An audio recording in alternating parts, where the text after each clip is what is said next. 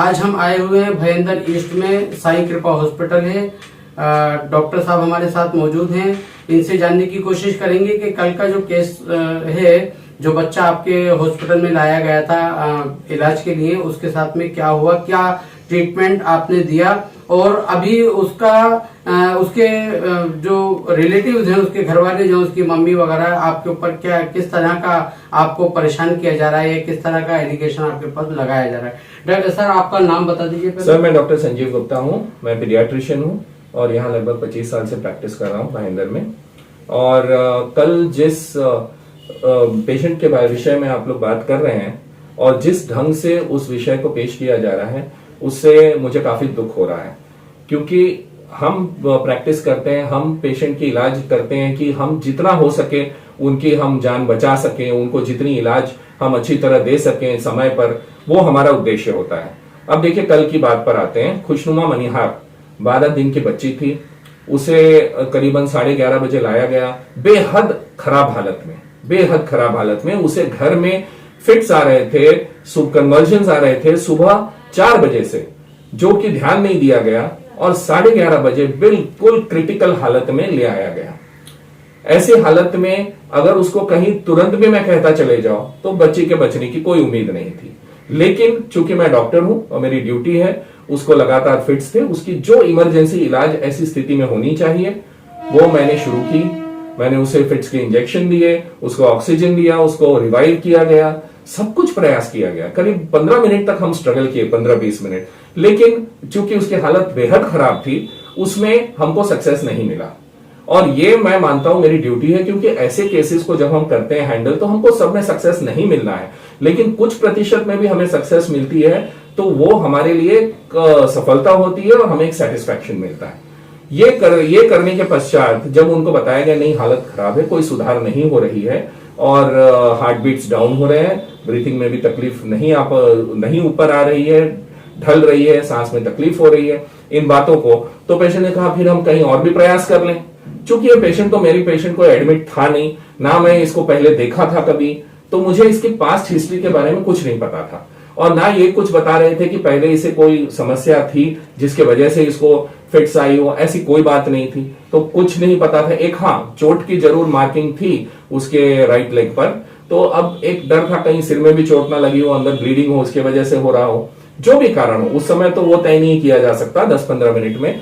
तो मैंने उनसे कहा ठीक है, आप हायर सेंटर का देख सकते हो, और हमारे स्टाफ ने उनको कहा देखो ये एम्बुलेंस वगैरह करते हैं तो आप जो हायर सेंटर पसंद करें जाएं।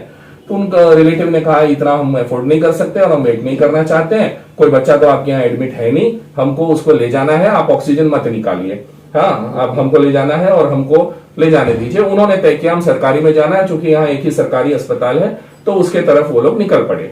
तो ठीक है, मैंने ऑक्सीजन नहीं निकाला, वो कोई गलती नहीं, और एम्बुलेंस के लिए वो नहीं वेट करना चाहते, वो मेरे एडमिट पेशेंट नहीं है, तो मैं उनको फोर्स भी नहीं कर पाया। क्योंकि जब 4-5 लोग हैं, वो अपनी हिसाब से बात करें, वो चाहे उनका बच्चा है कि हमको ले जाना है, हमको इसी तरह जाना है, तो हम उनको नहीं कुछ कर सकते। आखिर वो ले जाया गया। उन्होंने कोई कागज पे मैं नोट्स बनाऊं या कोई उसमें लिखूं और उनको दूं, इसके लिए भी इंतजार नहीं किया। वहां पहुंचने पर तो वहां के अधिकारियों ने कहा ये ऐसे कैसे आप बिना नोट्स के आए, हम ये पेशेंट को नहीं लेंगे और ये गलत है। बोला ठीक है, नोट्स नहीं है हम, और ये पेशेंट तो डेड है। कोई बात नहीं, उसकी कंडीशन क्रिटिकल थी, हम भी एक्सपेक्ट कर रहे थे कि उसकी डेथ हो सकती है, बिकॉज बहुत ही बैड सिचुएशन थी। तब हमने नोट बना के भेजा उनको कि हम इसको डेथ सर्टिफिकेट नहीं दे पाएंगे, क्योंकि हम नहीं जानते इस केस को, हमारा एडमिटेड पेशेंट नहीं है, इसका बाकायदा पोस्टमार्टम किया जाए और फिर उस हिसाब से एक एक्सीडेंटल डेथ रिपोर्ट रजिस्टर हो और प्रोसीजर के अनुसार उसको डेथ सर्टिफिकेट इश्यू की जाए। बात सिर्फ यही थी। इसको इस तरह से अब पेश किया जाए कि मैंने एम्बुलेंस नहीं किया। अब जब वो पेशेंट मेरा एडमिट नहीं है, हम उनको सजेशन दे चुके हैं, वो नहीं मानते, तो किस हद तक मैं फोर्स कर सकता हूँ। अच्छा, आपका कहना ये है कि उस बच्चे को सर में चोट लगी हुई थी, लेग में? देखिए, ये नहीं कह सकता मैं, ये तो पोस्टमार्टम की रिपोर्ट तय करेगी, लेकिन ये बात जरूर था कि उसको अगर 6-7 घंटे से फिट आ रही है तो उसकी कोई ना कोई वजह होनी चाहिए। आपको लगता है कि वो कहीं लेटा हुआ हो, गिर गया हो, या कुछ हो सकता है वैसा हो सकता है कोई इन्फेक्शन हो, लेकिन मुश्किल है कहना, क्योंकि उनका कहना था कि पिछले दिन रात तक, एक दिन पहले रात तक बच्ची बिल्कुल अच्छी थी, तो एक बार एक ऐसे अचानक होना थोड़ा सा अजीब सा लगता है। थोड़ा कुछ ऐसा लगता है, आप डॉक्टर होने के नाते आप बता सकते हैं कि भाई क्या बच्चा गिरने की वजह से ऐसा हो सकता है? देखिए बहुत से कारण होते हैं, गिरने की वजह से भी हो सकता है, 12 ही दिन का बच्चा है, पैदाइशी स्तर पे भी कुछ डिफेक्ट्स होते हैं जिसकी वजह से भी अचानक ये समस्या शुरू हो सकती है। कई कारण होते हैं, जो उनकी आम कारणें होती है उसके लिए तो तुरंत इलाज दिया गया, बाकी तो बिना जांच पड़ताल के किया भी नहीं जा सकता कुछ आगे। अच्छा सर, ये बच्चे को जब लाया गया, ये सुबह का टाइम था, आपने इस बच्चे का ट्रीटमेंट कहाँ आपके हॉस्पिटल में किया, कहाँ किया? सर ये इमरजेंसी में लाया गया मेरे पास घर पे मैंने तुरंत उसको आईवी लाइन डाल करके उसको फिट को कंट्रोल किया, फिर तुरंत हॉस्पिटल में ला करके उसकी ऑक्सीजन और आगे की जो भी इंजेक्शन दवाई की इलाज थी और इमरजेंसी में उसको सांस के लिए जो सपोर्ट की जरूरत थी, हर चीज को फिर यहीं पर किया गया। सर ये जो आपका घर है वहाँ पर ये सारे इंतजाम आप जी सर, हम सारी इमरजेंसी चीजों को वहां पे रखते हैं ताकि, क्योंकि अक्सर हमने देखा है बच्चों के मामले में दिन रात कभी ना कभी कोई इमरजेंसी में आ जाते हैं और उनको इमरजेंसी में हैंडल करने के लिए हम वहां पे सारे कुछ रखते हैं और इमरजेंसी सेवा हम उनको जरूर देते हैं। अच्छा, अभी इसके जो बच्चे की डेथ हुई है, इसके पेरेंट्स की तरफ से आपको कुछ प्रेशर आ रहा है, कुछ ऐसा कुछ इल्जाम लगाया जा रहा है, या तो कौन लोग आपको प्रेशराइज कर रहे हैं? देखिए ऐसे है कि उनके पेरेंट्स को तो अच्छी तरह से पता है कि उसकी क्या हालत थी और मेरे ख्याल से उनको ये बात अच्छी तरह पता होने की वजह से उनके तरफ से मुझे कोई भी समस्या नहीं दिखाई दे रही है। जो समस्या बताने वाले लोग हैं वो इमीडिएट रिलेटिव्स नहीं हैं और जो उस समय पे मौजूद भी नहीं थे वो ऐसे लोग हैं, वो कहीं से सुनी बातों पर बातें कर रहे हैं।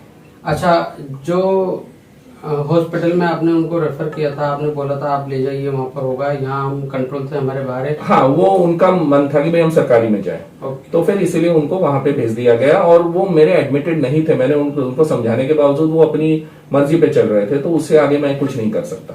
अभी आपको उनकी तरफ से कुछ फॉर्म्स वगैरह आ रही है, आपके पास में वो लोग आ रहे हैं, आपको परेशान किया जा रहा है, किस तरीके की आपको कोई तकलीफ उनकी तरफ से या उनके लाए हुए लोगों की तरफ से हो रही है, तो बताइए। देखिए उनके तरफ से मुझे कोई समस्या नहीं है इस समय पर और ना ही मुझे कोई पुलिस या किसी से भी कोई समस्या है। सिर्फ कुछ व्हाट्सएप पे मैसेजेस और कुछ वीडियो सर्कुलेट किए जा रहे हैं जिसमें चीजों को अच्छी ढंग से पेश नहीं किया जा रहा है, जिसके कारण कुछ दुख से कहना पड़ रहा है कि आगे कोई ऐसी इमरजेंसीज हो तो उसे हमको अप्रोच करने में अब हिचक होगी।